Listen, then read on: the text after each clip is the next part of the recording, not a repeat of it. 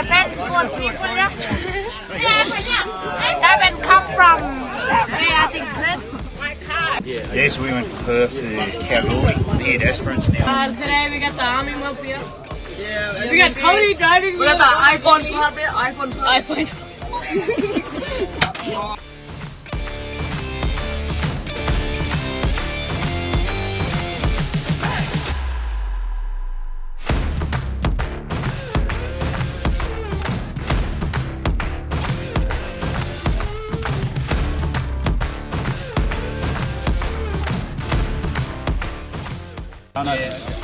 This is for survival. This is, Oh, yum. yeah, that's what.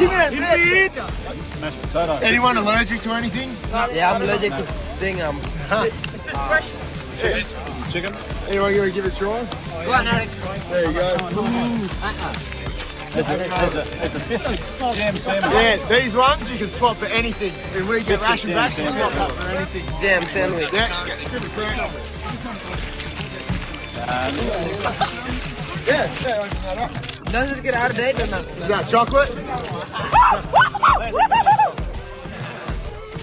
Piece of biscuit.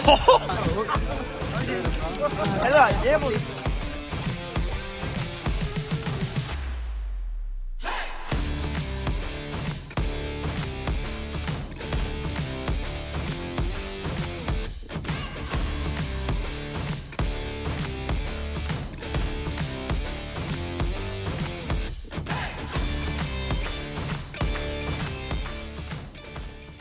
Okay, what are we doing today, Denzel? Just learning how to paddocks.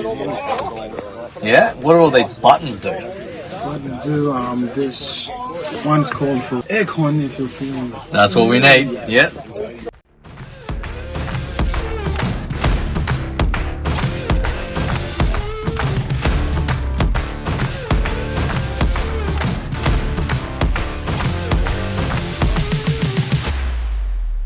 Photo.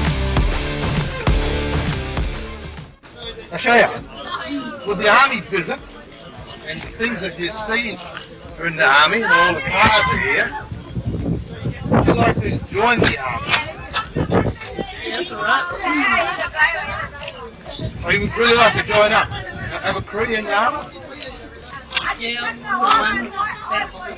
A couple of years? Messias, with the army talking here, what do you think about all this food that they got? Yeah, pretty good. Pretty good? Right now I'm having mashed potato. Mashed potatoes. Yep. Okay, so they impress you enough to join this crew, join the army and defend your country? Yes, yeah. Pretty good, yeah. Very good, because it's a pretty good career there.